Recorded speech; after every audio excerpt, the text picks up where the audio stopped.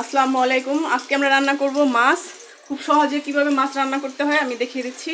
এখানে আমি নিয়েছি মরিচের গুঁড়া, হলুদের গুঁড়া, জিরার গুঁড়া, মাছের মশলা, তারপরে হচ্ছে আপনার আদা রসুন বাটা, লবণ আর 3টা কাঁচামরিচ আর 3টা শুকনো মরিচ। এখন আমি পেঁয়াজটা ভেজে নেব। পেঁয়াজটা খুব ভালো মতো ভাজবেন। মাছ রান্না একদম খুব সহজ, আমরা সবাই কম বেশি রান্না পারি। এইভাবে মাছটা যদি রান্না করেন মাছটা খেতে খুব বেশি টেস্ট লাগবে।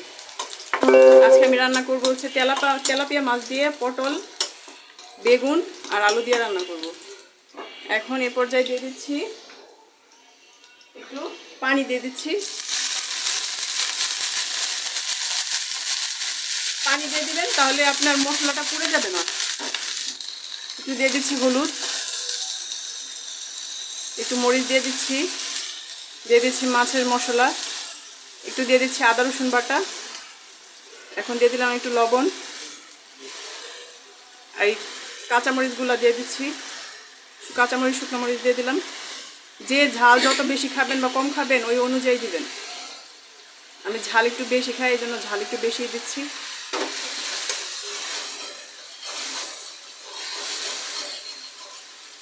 আর একটু দিয়ে দিচ্ছি আদা রসুন বাটা। মাছের ঝোল যেহেতু করবো এই জন্য একটু আদা রসুন বাটাটা একটু বেশি দিবেন। আমার কাছে মাছের ঝোলটাই ভালো লাগে, কষা কষা তরকারি ভালো লাগে না। কষা কষা তরকারিটা আমাদের শরীরের জন্য ভালো না। কষা তরকারি এটা আমাদের শরীরের জন্য ভালো না। অনেকে কষা তরকারি বলে, অনেকে বলে ভুনা তরকারি। পেঁয়াজের ভুনা, ডিমের ভুনা, যে কোনো ভুনা, যত ভুনা আপনি এই যে গরমের মধ্যে যত ভুনা আপনি অ্যাভয়েড করবেন শরীরের জন্য তত আপনার জন্য ভালো হবে। এখন দিয়ে দিব হচ্ছে বেগুন আর হচ্ছে পটল। এখন দিয়ে দিচ্ছি আলু। একটু পানি দিয়ে দিচ্ছি। পানি দিয়ে দিলে আপনার সবজিগুলো পুড়বে না। আর যদি আপনি শুধু শুধু আপনি তেলের মধ্যে ভাজতে যান তাহলে দেখবেন যে জায়গায় পুড়ে যাবে আর তরকারিতে পোড়ার একটা গন্ধ লাগবে। এভাবে সহজে মাছ রান্না করুন, কিছুক্ষণের ভিতরেই আপনি রান্না করে ফেলতে পারবেন মাছটা, বেশিক্ষণ সময় লাগবে না। যারা ব্যাচেলর আছেন তারাও মনে করেন চাইলে এই রেসিপিটা ফলো করে নিজেই বুয়া ছাড়া, হেল্পিং হ্যান্ড ছাড়া আপনি রান্নাটা সহজে করে নিতে পারছেন। এই যে আমি একটু কষিয়ে নিব তরকারিটা।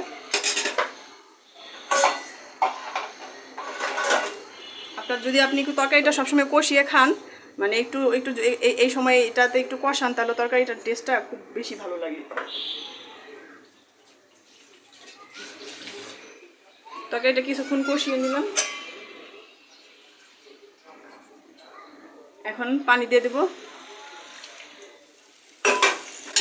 আর সেই সাথে দিয়ে দেব ভেজে রাখা মাছ। আমি আজকে তেলাপিয়া মাছ নিয়েছি, আপনারা চাইলে যে কোনো মাছ নিতে পারেন, যে কোনো মাছ দিয়েই এই ঝোল তরকারিটা রান্না করতে পারেন, মাছের ঝোল। পটল দিয়ে আমি দিয়েছি, পটল দিয়েছি হচ্ছে আপনার বেগুন, আর দিয়েছি আলু।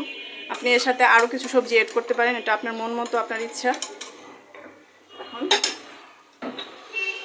ঢেকে দিচ্ছি। আরও অল্প কিছু পানি দেবো আমি, আরও অল্প কিছু পানি অ্যাড করলাম। এখন এই যে এখানে রেখে দিয়েছি একটু জিরা, এই জিরাটা দিয়ে দিচ্ছি। আর লবণ, মনে হয় ঝোল তরকারিতে লবণটা একটু বেশি লাগে, এই জন্য লবণটাও দিয়ে দিলাম। এই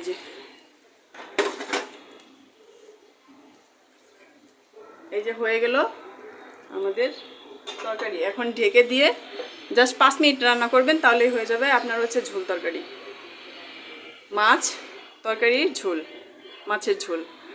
আমাদের ভিডিওটা যদি ভালো লাগে সাবস্ক্রাইব করবেন আর লাইক দিবেন। আল্লাহ হাফেজ।